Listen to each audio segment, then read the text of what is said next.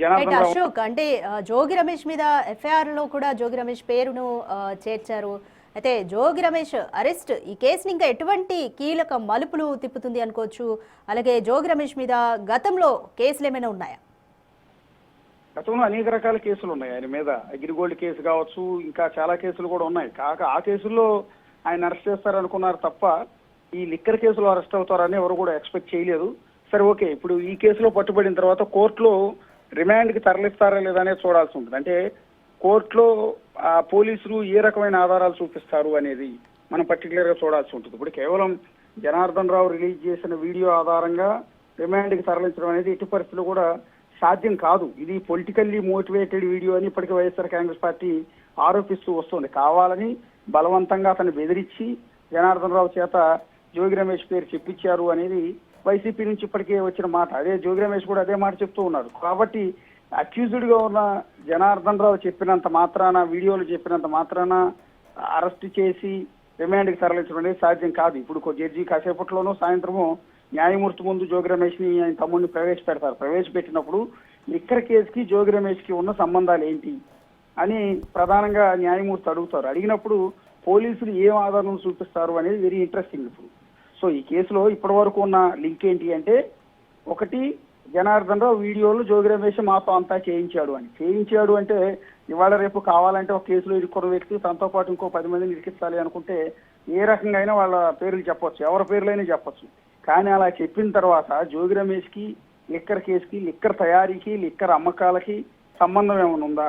ఈ వ్యవహారంలో కోట్లాది రూపాయలు పోలీసులు జనార్దన్ రావు వీడియో తర్వాత వాట్సాప్ చాట్లను కూడా చెక్ చేసినట్టుగా అయితే తెలుస్తుంది. మరి అక్కడ అంటే ఎటువంటి ఆధారాలు పోలీసులకు దొరికాయి అక్కడ?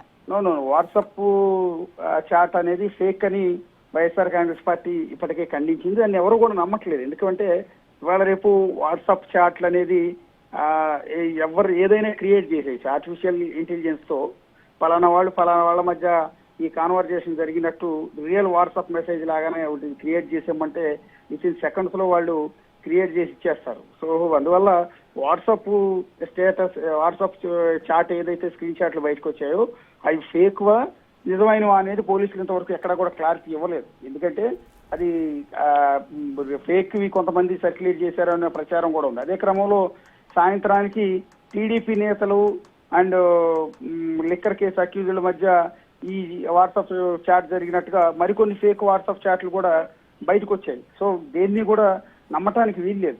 సో ఇక్కడ డబ్బులు ట్రాన్సాక్షన్, కోట్లాది రూపాయలు వ్యాపారం చేశారు, నకిలీ లిక్కర్ అమ్మి ప్రజల ఆరోగ్యాన్ని చెడగొట్టారు.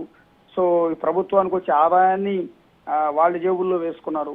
సో ఇంత స్కామ్ జరిగింది. కాబట్టి ఈ స్కామ్ లో జోగి రమేష్ పాత్ర ఏంటి అనడానికి కొన్ని ఆధారాలని పోలీసులు కోర్టుకు సబ్మిట్ చేయాల్సి ఉంటుంది. సో అది సబ్మిట్ చేసిన తర్వాత మాత్రమే రిమాండ్కి తరలిస్తారు. లేదంటే న్యాయమూర్తి బెయిల్ ఇచ్చి కూడా పంపించేసే అవకాశం ఉంటుంది. ప్రస్తుతానికి అలాంటి వాట్సాప్ చాట్లు అవి ప్రూవ్ చేయాలి. ఎందుకంటే అవి మళ్ళీ నిజమైనవా, ఫేక్వా, ఏఐ క్రియేషన్తో చేసినవా అనేది ఇవన్నీ ప్రూవ్ చేయాలి. అంటే దానికి విచారణ టీంకి కొంత గడువు కూడా ఉంటుంది. అందువల్ల వాట్సాప్ చాట్ ఆధారంగా అతను అరెస్ట్ చేసే అవకాశం లేదు. జనార్దన్ రావు వీడియోలు చెప్పినంత మాత్రాన్ని కూడా అరెస్ట్ చేసే అవకాశం లేదు. ఇది డైరెక్ట్ గా ప్రత్యక్షంగా జోగి రమేష్ గానీ ఆయన తమ్ముడు రాము గానీ ఈ లిక్కర్ కేసులో ఇన్వాల్వ్మెంట్ ఉన్నట్టు ప్రూఫ్లు కావాలి.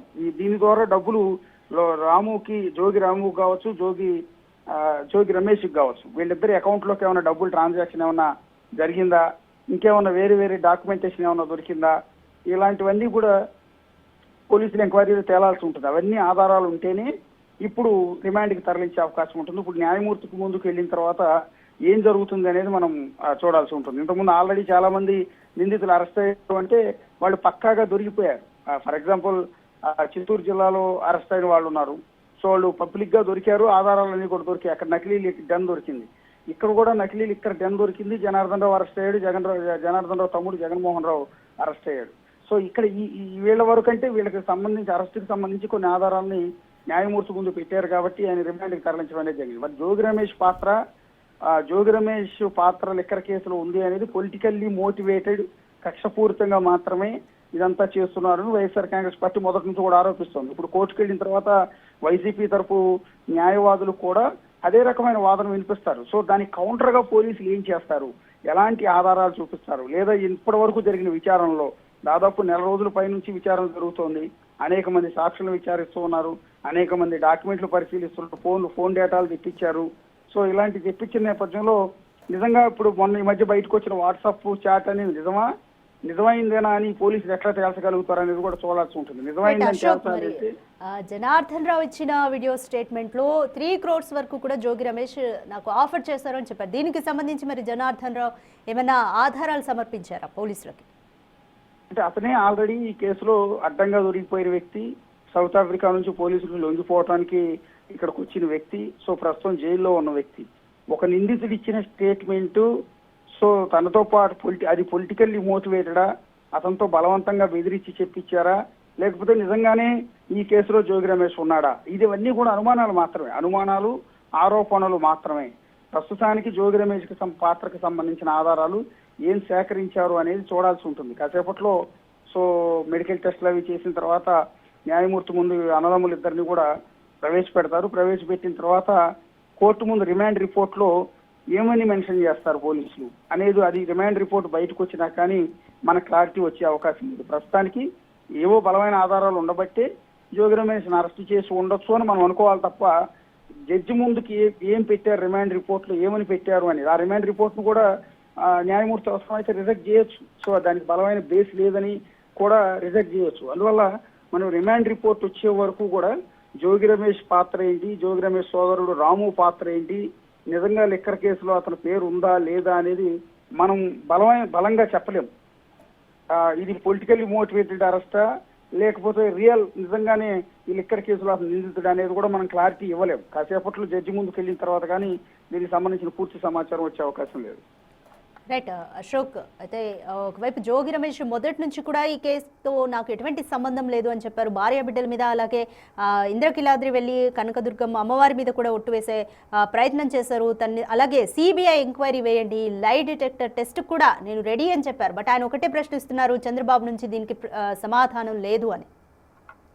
ఆ కాన్ఫిడెన్స్ చూస్తుంటేనే అందరిలో వచ్చే ఒక డౌట్ ఏంటంటే, నిజంగా జోగి రమేష్కి లిక్కర్ కేసులో సంబంధం ఉండుంటే ఇంత కాన్ఫిడెంట్ గా దుర్గమ్మ గుడికి వెళ్ళి సవాలు విసరటం కావచ్చు, లేకపోతే ఇంకో టెంపుల్ గారి తిరుమలకైనా సింహాచలానికైనా ఎక్కడికైనా రండి అని సవాలు విసరటం కావచ్చు, నార్కో టెస్టులు అయినా చేయండి అని అడగటం కావచ్చు, సిబిఐ విచారణ చేయించమని అడగటం కావచ్చు.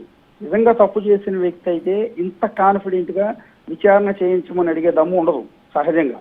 సో అక్కడ జోగి రమేష్ మాటల్లో ఉన్న కాన్ఫిడెంట్, విసురుతున్న సవాళ్ళు ఇవన్నీ చూసిన తర్వాత వైసీపీ శ్రేణుల్లో లేకపోతే టీడీపీ శ్రేణుల్లో కొంతమందిలో జరుగుతున్న చర్చ ఏంటంటే, బహుశా అతను తప్పు ఉండకపోవచ్చు, ఉంటే ఇంత డేర్ చేసే అవకాశం లేదు కదా, నిజంగా సిబిఐ విచారణ వేస్తే ఇంకా దారుణంగా ఉంటుంది కదా ఈ కేసు, ఇది నార్కో టెస్టులు చేస్తే అసలైన విషయం కూడా బయటపడుతుంది కదా, ఒకవేళ నిజంగా తప్పు చేసి ఉంటే అతనే ఎందుకు పోవాలనుకుంటాడు అనేది ఇప్పుడు బయట జరుగుతున్న డిస్కషన్, అలా కాన్ఫిడెన్స్ చూసి.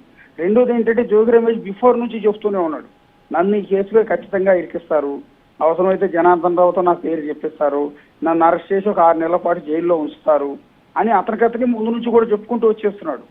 సో దీన్ని బట్టి అందరికీ అర్థమవుతున్నది ఏంటంటే, ఒక పొలిటికల్ గ్లెడ్జ్ కోణం కూడా, అంటే జోగి రమేష్ కోణం నుంచి వైసీపీ కోణం నుంచి మనం చూస్తే ఇది పొలిటికల్లీ గ్లెడ్జ్. అది టీడీపీ అండ్ వైసీపీ మధ్య ఉన్న ఆ పొలిటికల్ రైవలరీలో గతంలో అధికారంలో ఉన్నప్పుడు అధికారం దుర్వినియోగం చేస్తూ ప్రతిపక్ష పార్టీ నేతల్ని ఇబ్బంది పెట్టి ప్రతిపక్ష పార్టీ నేతలు ఇళ్ల దగ్గరికి వెళ్ళి గొడవలు చేసిన నేపథ్యంలో రెడ్ బుక్ లో పేరు ఎక్కించుకున్న జోగి రమేష్ ఈ విధంగానే అరెస్ట్ చేస్తున్నారు, ఏదో రకంగా ఇరికిచ్చి అరెస్ట్ చేస్తున్నారు అన్న చర్చ కూడా బయట సాగుతూ వస్తుంది. చూద్దాం, అంటే మరి కాసేపట్లో జడ్జి ముందు ప్రవేశపెట్టిన తర్వాత జోగి రమేష్ కి సంబంధించి ఏం ఆధారాలు చూపిస్తారు అనేది వెరీ ఇంట్రెస్టింగ్ గా ఉంది. ఎందుకంటే ఇది బయటికి తెలియదు, ఇంతవరకు ఎవరు కూడా పోలీసులు కూడా చెప్పలేదు. సడన్ గా వచ్చి వాళ్ళ అరెస్ట్ చేశారు. సో 2-3 రోజుల నుంచి అతను సవాళ్ళు విసురుతున్నాడు. ఎందుకంటే అతనికి ముందు నుంచి ఒక సైన్ ఉంది, ఎందుకంటే నిన్నటి వరకు అధికారంలో ఉన్నది వాళ్లే కాబట్టి అక్కడ ఉన్న పోలీసులు కావచ్చు, ఎక్సైజ్ వాళ్ళు కావచ్చు, అందరిలో కూడా వాళ్ళ టీం కూడా ఉంటారు, వాళ్ళకి సంబంధించిన వాళ్ళు కూడా ఉంటారు. అందువల్ల జోగి రమేష్ కు ముందస్తుగానే సమాచారం ఇచ్చారు, నేను ఇవాళ రేపు